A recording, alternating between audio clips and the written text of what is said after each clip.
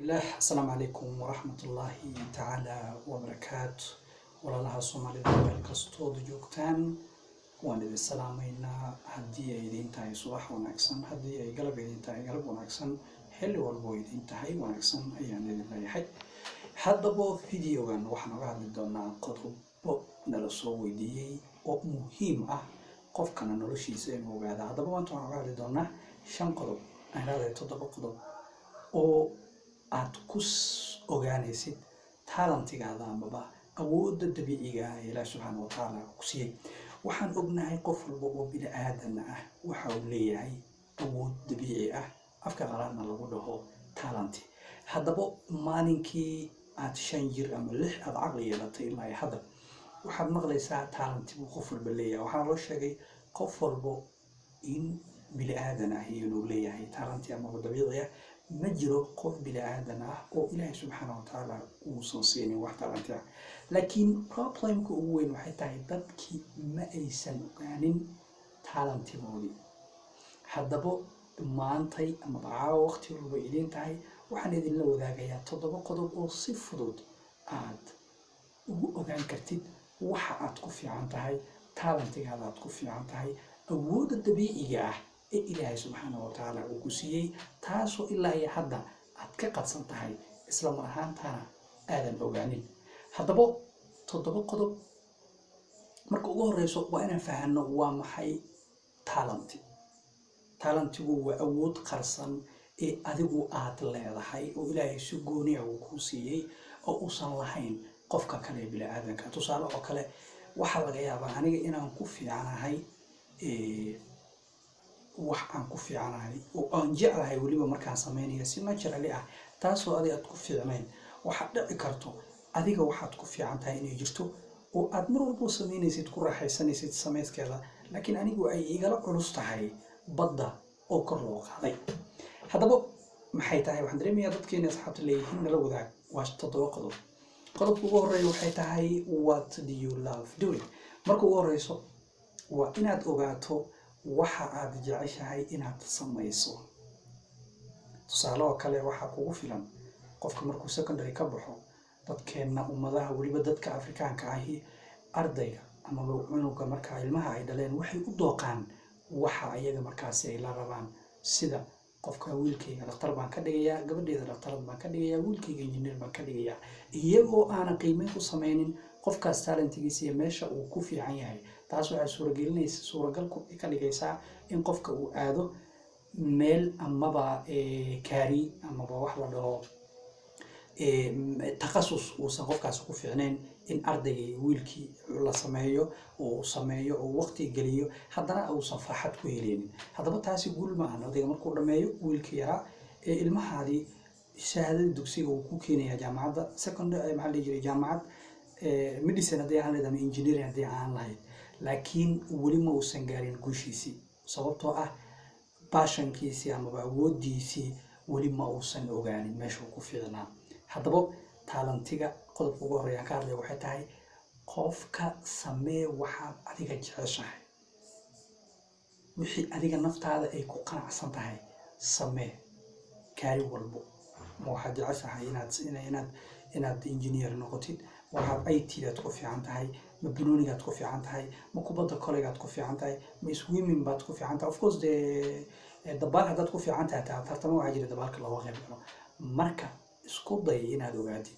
waxaad jeceshahay horta marka hore ka soo saar waxaad jeclayn waa qodobka hore midka labaad maxay tahay what do you do your day okay midaan qodobkan labaad waxay tahay maalinkii waxa uu leeyahay 24 saac maxay tahay waxyaabaha aad jeceshahay inaad samaysid waxaad jeceshahay inaad aadid soo dabaalatid ma waxaad jeceshahay inaad buugaag akhrisatid maanta oo waqtigaada ma waxaad jeceshahay inaad waqti la qaadatid asxaabtaada oo maalinka dhan aad kaftan iyo qaab social ku jirtid ma waxaad jeceshahay si gooni ah inaad aadido gym aad aadido dhigatid ma waxaad jeceshahay inaad orada ka qayb gashid maalinkii 24 saac adiga kaliya maxaad ku fikirtaa inaad samayso inaad taas ogaatid markaad ogaatid wixii maalinkaas adiga ku raali geliyo inaad samaysid oo you feel very good waxayna samaysid taas ayadana waa muhiim ogow taas markaad ogaatid waa qayb ka mid ah awooddaada dabiiciga inaad ogaatid qodobka saddexaad maxay tahay what do you do differently from others maxaad samaysaa si ka duwan dadka kale waxa ay sameeyaan maxay tahay waxaa laga yaabaa inay jirto waxyaabo aad adiga samaysid dadka kalena aysan samaynin oo aad adiga u aragto xoogaa inaadan ku qanacsanayn ama aad u aragtid wax daciifnimo inay ku tahay laakiin taas baa waxay noqon doontaa hadhow strength ama awooddaada dabiiciga ah waadan ka warqabin marka su'aalaha isweydii inta fariisatid maxaad si gooni ah u samaysaa oo dadka kale aysan samaynin asxaabtaada adiga aad garanaysid waa inay noqonayso talantigaada ama awoodda dabiiciga ah ee Allah subhanahu wa ta'ala uu kugu banaystay qodobka afraad maxay tahay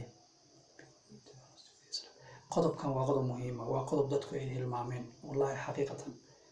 qodobkan waa qofka bini'aadanka ah inuu garanayo inaad naftaada daacad u tahay waa xaqiiq weligaa intaad nooshahay qof ha iska dhigin karo weligaa intaad nooshahay ha isku dayin inaad qof kale iska dhigto dabeecad qof kale uu leeyahay qof wax kale uu jecel yahay adiga who you are inaad ogaatid waa muhiim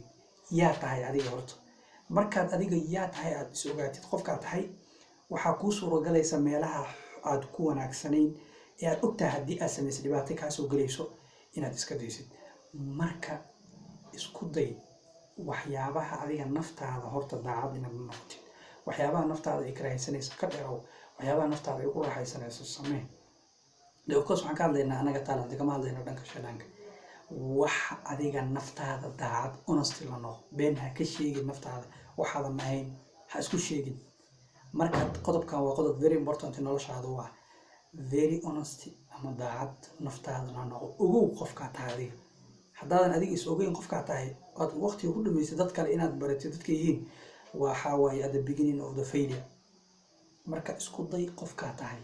inaad ogaatid waxyaabaha ku fiican tahay iyo waxaad adiga ku raali geliyo inaad ogaatid qodobka shanaad maxay tahay use friends as okay yeah meeshaan waxay tahay saaxiibadaada adiga aad jeceshahay kula socday waqtiga kula qaato ka dhigo dad la taliyaal ah saaxiibada waliba dadka dhan maaha saaxiibada qaaska ah ee aad kalsoonida badan ku qabtid isku day in aad wax ka weydiisid meelaha aad ku wanaagsan tahay awooddaada dabiiciga ah ee ay ka arkeen qofka bini'aadanka inta badan dadka kala arko isaga intuu iska arko waxa ka badan inta dadka kale ay ka warqabaan marka dadka saaxiibada ah oo aad isku dhow yihiin uga faa'iideyso in aad weydiisid awoodahaada meelahay ku fiican yihiin iyo meelaha aad rabtid inaad ka improve garaysid ama noloshaada kor aad uga qaadid si fudud baa waxaad u helaysaa in ay kuu sheegaan meelaha aad ku fiican tahay taas macnaheedu ma ahan meelaha aad ku xun tahay hadday kuu sheegaan inaad qofkaas noloshiisa ama opinionka fikirkiisa aad ku noolaatid laakiin muhiimadda waxay tahay inaad ka qaadatid idea isla markaana aad analyze garaysid talentigan kuu sheegnay qodobka lixaad maxay tahay what do you hate doing kan waxay tahay marka waa qodob muhiim ah asagana maxaad neceb tahay inaad samayso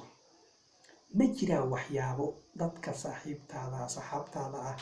aad garanaysid ay sameeyaan laakiin aad tirahdid maxay dadkan u sameynayaan waxaan oo idin waxyaabo aad adiga karahaysanaysid ma jiraan dadka kale ay sameeyaan oo dadka kale jecel yihiin laakiin adiga aadan jeclayn inaad ogaatid waa muhiim taas waxay kuu fududaynaysaa markaad aragtid tusaale kale akhriska ma jeclid qof baa mar walba wax akhrinayo so immediately ama isla markii waxa kuu fududaanayso inaad garatid waxaad adiga jeceshahay markaad ogaatid waxaad neceb tahay waxay kuu fududaanaysaa inaad ogaatid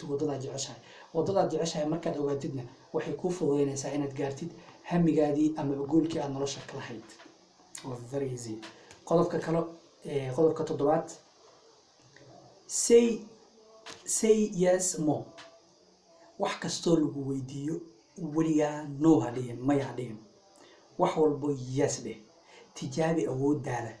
istijaabi waxyaabaha aad ku fiican tahay in case haddii dee wixii lagu weydiiyey tusaale oo kale shaqa lagu soo bandhigay adigoo IT soo bartaa business lagu soo bandhigay isku day laga yaabo businesska labtikaada inaad ku fiican tahay booshankaada eheedooda ka warqabin laga yaabo adigoo dee adiga kusooyinka aadka waxyaaba adiga lagu soo bandhigo lagu yiri ma taqaana ma samayn kartaa weliga iska ilaali ereyga no yes isticmaal sababtoo ah waxba kaama kordhinayso arrintan markaa yaas tiraadid ee shaqadii ama hawsha lagu dhiibay waxay kuu fududaynaysaa in ilaahay subxaanahu wa tacaala ilaahay kuma darnaadee in aad tijaabisid awooddaada in case haddii aad ku fiicnaatid oo dee wixii lagu dhiibay aad ku fiicnaatid that is wonderful waa gaartay macnaha waxaad rabtay laakiin haddaadan ku fiicnayn meel kale aad gaaraysaa markaan waxaan kuu sameynayaa summary amaba waan kuusoo kokoobayaa si aad qodobada u dhegaysatid kow waa inaad ogaatid waxaad jeceshahay labo waa inaad ogaatid maalinkii wixii aad sameynaysid oo maalin walba waxaad ku fikirtid in aad samaysid saddex waxyaabaha aad sida goonida u samaysid oo asxaabtaada ay sameynin afar naftaada inaad daacadla ku noqotid shan in aad saaxiibadaha isticmaashid waa resources waa qaali waayo aad ay kugu caawiyaan meelaha awooddaada ay ku jirto oo aad yani recommendation kaa siiyaan lix meesha aad ku xun tahay oo aad neceb tahay waxyaabaha aad necebta inaad samayso marka lagu diro aad leedahay ni waxaan I don't like man waxay ku fududaynaysaa wixii jaceylka ah basiidka inaad heshid qodobka kale waxay tahay weligaa noo hadhihin yes mar walba dheh wax walba lagu soo bandhigay yes dheh waan samayn karaa I can do waan aaminsan inaad samayn kartid wax dunida aadan samayn karin ilaahay untay ma jirto waxaa tahay unique baa tahay waxaad adduunkan aan joogno muhiim baad u tahay very important yaad u tahay haddii adduunkan aadan muhiim u ahayn adduunka maadan joogi lahayn remember muhiimadaada waxay ku tusaysaa ilaahay subxaanahu wa tacaala weligiis ma abuurin wax macno laan uma abuurin adiga hadduu ku abuuray hadda daawanayo ee dhegaysanayo muhiim baa tahay very important yaad ilaahay subxaanahu wa tacaala ku tahay qalqi waxaa tahay aad u muhiimsan awooddaada inaad ogaatidna wax muhiima waaye awooddaada markaa ogaatid waxaa kuu suuragalayso in goolkaada aad ku gaartid ama hadafkaada adduunya midkaada aqro si fudud asxaabta aad baan idiin salaamayaa waxaan isku dayi doonaa qodobada haddaan idiin soo bandhignay annaga iyo idinkaba in aan ka faa'iidaysano isla mar ahaantaana baaritaano ku samayno nafteenana aan asays ku samayno ogaano qofkaan nahay iyo sida ugu fudud ee horumar ku gaari doono waxaan idin leeyahay haddii aad pagekan amaba youtubekan jeclaatay laakdhe haddii aad rabto fakir inaad ka dhiibatid oo aad noo soo gudbisid afkaarta kaa buuxayso comment dheh haddii aad rabto video noocan oo kala oo dhiirigelin ah subscribe dheh haddii aad doonaysa asxaabta kale ee walaalaha aad isku xirantihiin inay iyaguna ka faa'iidaan share garee aad baan idin salaamaya assalaamu calaykum waraxmatullaahi tacaala wabarakaatu